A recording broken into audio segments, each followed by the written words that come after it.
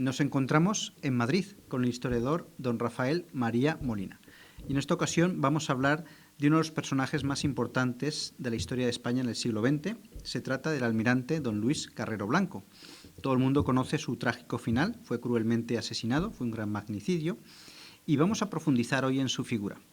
Vamos a hacer este programa, vamos a dividirlo en tres aspectos. Primero, que nos diga Rafael María Molina por qué fue tan importante don Luis Carrero Blanco, qué peso tuvo en la historia de España. También era un gran intelectual, un gran militar, un gran político. Eso en primer lugar. En segundo lugar, ¿por qué lo eliminaron? ¿Por qué este personaje estorbaba, ¿no? Porque cuando eliminas a alguien es porque realmente hace daño para sus intereses. Y en tercer lugar, sobre la hipótesis de quién pudo ser y por qué. ¿Le parece bien estos tres puntos? Sí. Estos tres principales argumentos, ¿no? En primer lugar, háblenos de su figura para el que no lo conozca. Don Luis Carrero Blanco fue una de las principales figuras políticas y militares de la España del siglo XX. Tristemente es una de esas figuras de las que hoy no se habla, sino es para intentar denigrarla. Pero realmente es un personaje que dejó una huella imborrable en la España del siglo XX y que está en la auténtica historia. Luis Carrero Blanco fue un militar, en principio su vocación auténtica es la de militar y la de marino de guerra, oriundo de Cantabria, de Santoña.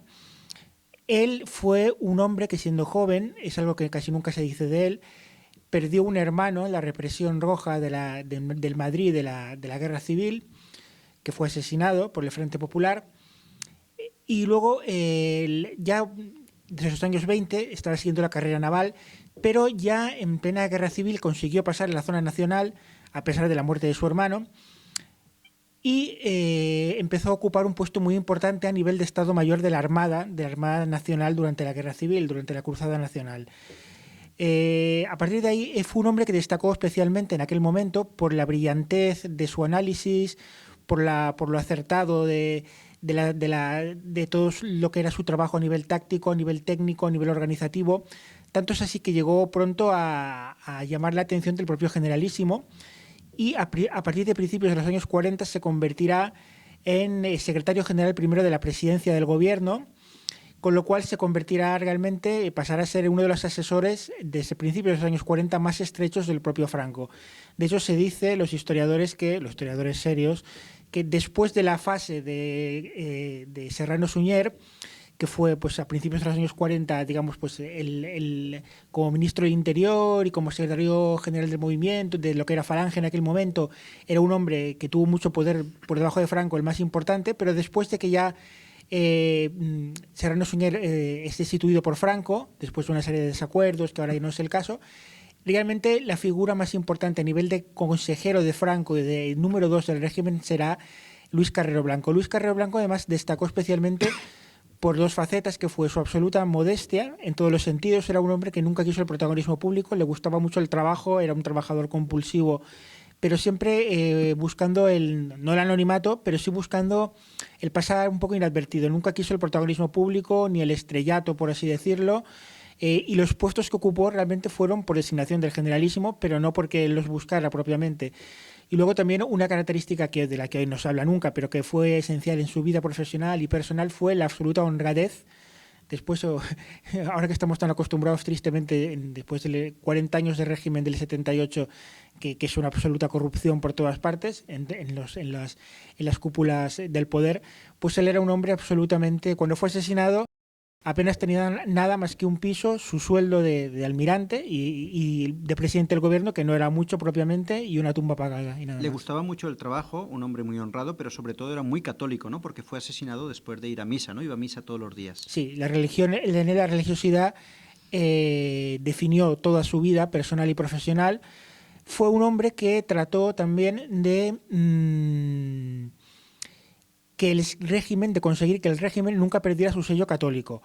No fue propiamente, digamos, la religión su ámbito más directo de actuación profesional, pero siempre tuvo la religión. Él nunca concibió, una España democrática, liberal, como la que tenemos hoy en día, de la democracia liberal, tristemente, que nos ha llevado a esta situación. Él siempre quiso una España por la que él trabajó y luchó siempre, que fue la España tradicional, una España bueno, no carlista en este sentido, pero sí, no con la dinastía carlista, pero sí una España tradicional con un régimen autoritario, con un régimen de una monarquía que no fuera liberal. Él nunca fue liberal y nunca quiso la democracia. Por lo tanto, era la continuación del régimen y eso era lo que molestaba, ¿no? Por todos los medios querían que el régimen con Franco muriese y por eso este personaje estorbaba, ¿no? Porque aseguraba la continuidad. Sí, Luis Carrero Blanco es una figura compleja, de alguna forma, porque a pesar de todos los rasgos que le caracterizan, de los que hemos hablado, él patrocinó mucho, ya siendo vicepresidente del gobierno con el general Franco, patrocinó mucho lo que se conoció como los tecnócratas. Los tecnócratas, que es la fase, digamos, del régimen de Franco a partir de los años 60, donde se promueve, digamos, una política muy basada en la eficiencia técnica de los diferentes ministros, sobre todo a nivel económico. Por ejemplo, él promovió mucho a figuras que venían, por ejemplo, del Opus Dei, por ejemplo, Laureano López Rodó, que de alguna forma fue su hombre de confianza y fue un ministro muy importante en los ámbitos económicos de los últimos 15 años del régimen de Franco. También él promovió, así es, fue una figura esencial en el ascenso al trono de Juan Carlos I, porque él siempre promovió una solución monárquica a la desaparición inevitable del generalísimo Franco. Él siempre propugnó una solución monárquica. Ahora, bien, lo que él siempre propugnó, y ahí estuvo su error, es que él siempre creyó que en una monarquía posfranquista, pero que no sería democrática ni liberal, sino que sería una monarquía tecnocrática, católica, tradicional, corporativa y no democrática ni liberal. Él creyó equivocadamente que Juan Carlos I encarnaría este modelo y sucedería al general Franco, pero nunca para instaurar una democracia. ¿Por qué cree que decidieron eliminarlo? ¿En qué momento la figura de Luis Carrero Blanco era muy molesta para los intereses a nivel mundial? Porque, bueno, habría que ver primero también cuál es la hipótesis más certera, ¿no? Sobre quién lo mató. A ver, es uno de los grandes misterios de su asesinato.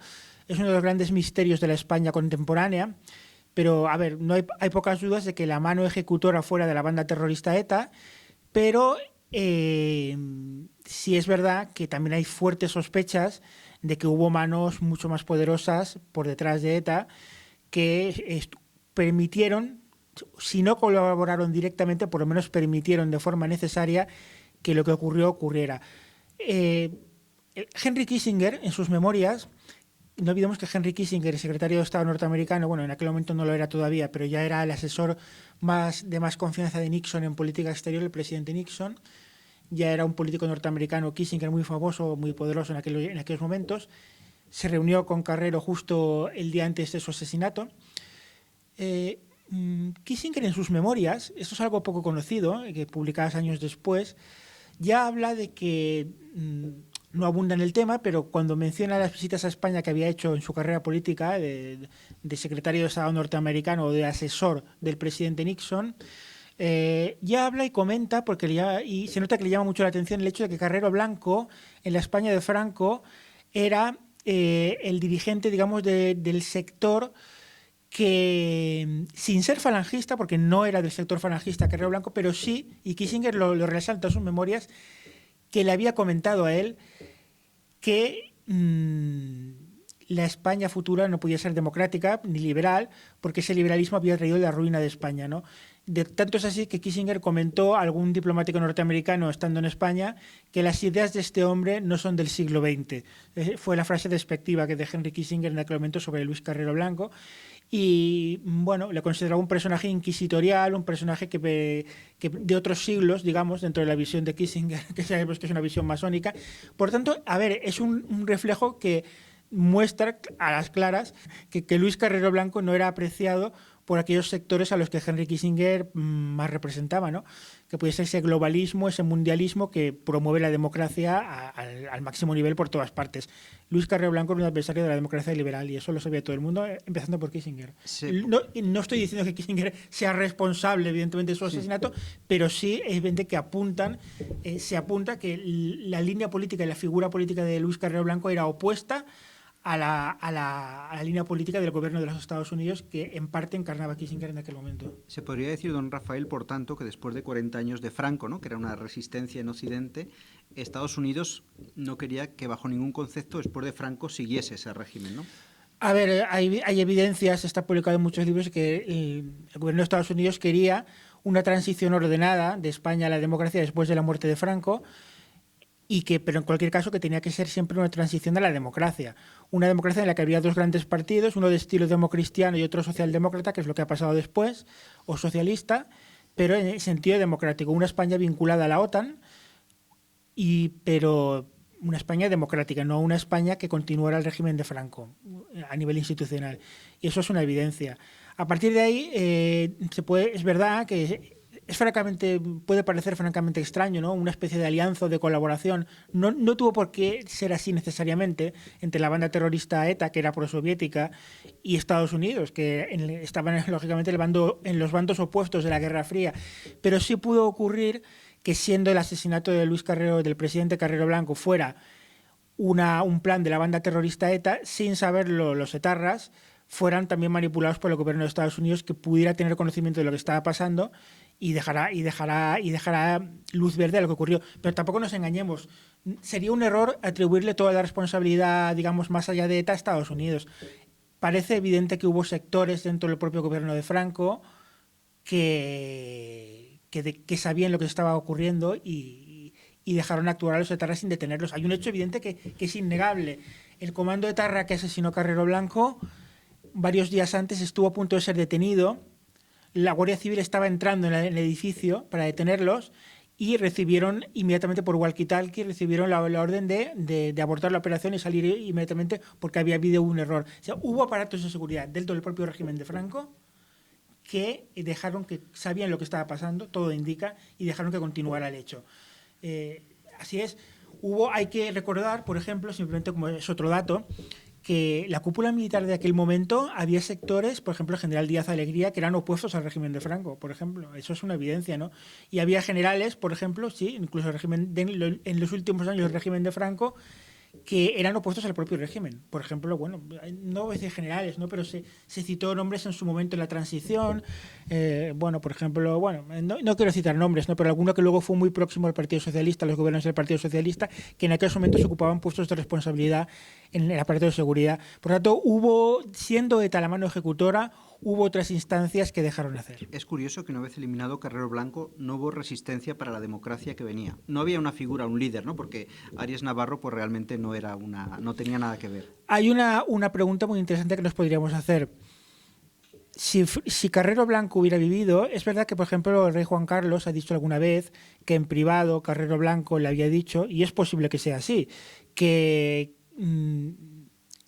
cuando Franco muriera, él, siendo presidente del gobierno, hay que decir que Luis Carrero Blanco, no hemos dicho el dato concreto, fue vicepresidente del gobierno también durante muchos años del régimen de Franco, fue su mano derecha, que ya desde los años 40, y de hecho desde los años 60, finales, ante la decadencia del caudillo de su salud, casi se puede decir que Luis Carrero Blanco actuó como un primer ministro que gobernaba el día a día del país, mientras el general Franco estaba ya solamente para supervisar las grandes cuestiones. Y a partir de junio del 73, se convierte oficialmente en presidente del gobierno. Por lo tanto, Luis Carrero Blanco llevaba 6 meses de presidente del gobierno cuando fue asesinado. Dicho esto, también hay que decir lo que decíamos, ¿no?, que hay una pregunta que surge. Si Luis Carrero Blanco, aunque hubiera dimitido, pongamos que no se ha asesinado, es presidente del gobierno, muere Franco siendo Carrero presidente, dimite para dejar el paso libre a Juan Carlos I para que haga los nombramientos que cree oportunos.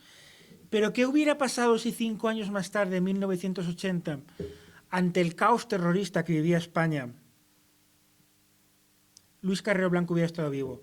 O sea, una figura militar y política de tanto prestigio como Luis Carrero Blanco, si hubiera estado vivo, ¿hubiera tolerado el caos que se daba en España en 1980? Si hubiera estado vivo, ¿ese caos lo hubiera tolerado? En 1981 hubo algunos militares pues que, con buena intención, algunos manipulados, o otros que participaron en una operación que no era tan clara, pero hubo, claro, quizá el general Armada, el 23 de febrero de 1981, lo que propugnaba era el golpe blando, lo que se dijo, ¿no? Pero ¿y si el elefante blanco del 23F en vez del general armado hubiera sido Luis Carrero Blanco? Es decir, un Carrero Blanco vivo hubiera sido una figura muy poderosa todavía en 1980. Y ahora hubiera sido un hombre mayor, pero si hubiera estado vivo, el ejército, bien hubiera podido ocurrir que el ejército hubiera dicho: fuera ya estos gobiernos sexuales sin autoridad, y hubiera impuesto al rey Juan Carlos una figura de autoridad máxima para acabar con el terrorismo, que hubiera podido ser Luis Carrero Blanco. Porque evidentemente don Luis En Carrero aquel Blanco momento hubiera podido rendir servicios a la patria muy importantes durante 2 o 3 años. era un hombre de todavía. principios, de convicciones fuertes, era católico, tenía las cosas muy claras y no hubiese cedido. Eso está claro, ¿no? Que no hubiese traicionado sus principios. Entonces esto al sistema Y no le hubiera interesa. tolerado el caos terrorista en el que cayó España en 1980, a finales de los 70 y a principios de los 80.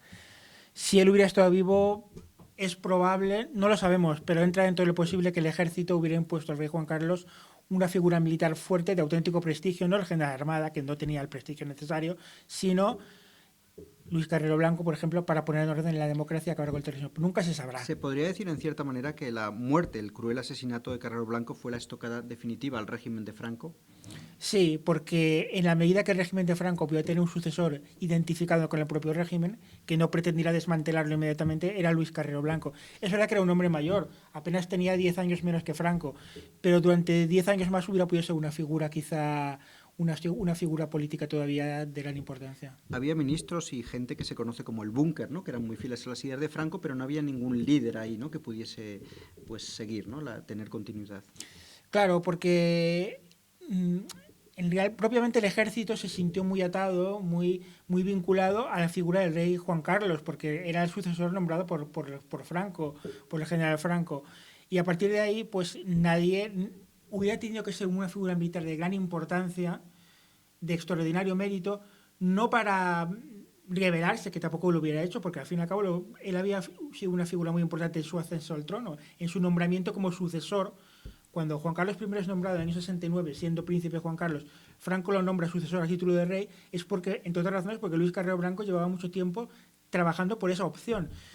Pero Carrero Blanco tenía una autoridad moral ante el propio rey Juan Carlos que en 1980 hubiera podido ser muy necesaria para convencer al rey Juan Carlos de la necesidad de un gobierno fuerte, por ejemplo, que pusiera fin al terrorismo y al desbordamiento autonómico, por ejemplo. Nunca se sabrá, pero la España de nuestros días hubiera podido ser otra si Carrero Blanco hubiera estado vivo en 1980. Y ya para finalizar, don Rafael, que no tenemos mucho tiempo y este espacio es breve, se podría decir que don Luis Carrero Blanco vivió las virtudes católicas en grado heroico. En cierta manera fue un hombre de oración, un hombre fiel a Dios, fiel a la patria, que hasta el final estuvo defendiendo sus principios con convicción y no tembló nunca ante las presiones del mal. Misa diaria, salía de confesar. Para mí su muerte se podría considerar como un auténtico martirio. O sea, yo creo que es un hombre que la Iglesia no pasaría nada si iniciara un proceso de beatificación, porque además era un hombre que en lo personal era intachable y era un hombre que además pues tenía esa honradez reconocida hasta por sus propios enemigos. Habiendo sido el hombre más poderoso de España durante 40 años después de Franco, hubiera tenido innumerables ocasiones de corromperse, de recibir comisiones, de recibir subvenciones, de recibir... Hoy estamos hartos de ver que todos los políticos de nuestra época ofrecen subvenciones a toda su familia, a sus hermanos, a sus cuñados, a sus hijos, a sus mujeres, y sacan provecho todo lo que pueden de sus cargos. Carrero Blanco es 40 años siendo el hombre más poderoso de España después de Franco y no se llevó un duro. Ha habido también otros casos en la historia, gobernantes católicos íntegros como García Moreno, que él también fue asesinado, ¿no? Que pagaron con su vida pues su fidelidad a Cristo. La primera reacción de Franco, del generalísimo Franco, cuando tuvo noticia, la primera de todas, del asesinato, de que lo que al principio se decía en aquellas horas confusas que hubiera podido ser una explosión de gas, pero cuando ya fue, a las pocas horas evidente que era un atentado terrorista, la primerísima reacción del generalísimo Franco fue decir: esto es un atentado masónico. Eso fueron las palabras de Franco.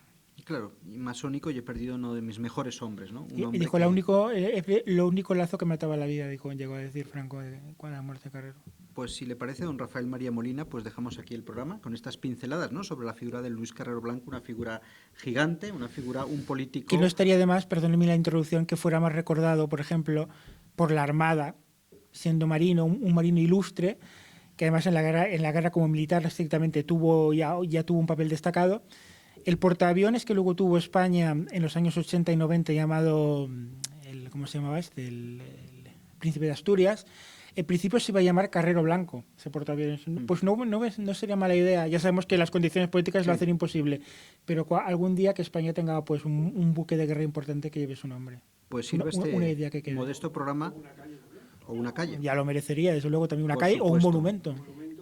Pues sirva este modesto programa como homenaje a su figura, y que eso es lo que necesitamos: hombres militares, políticos, santos, hombres de Dios que obren por principios, por convicciones y defiendan el reinado social de nuestro Señor Jesucristo.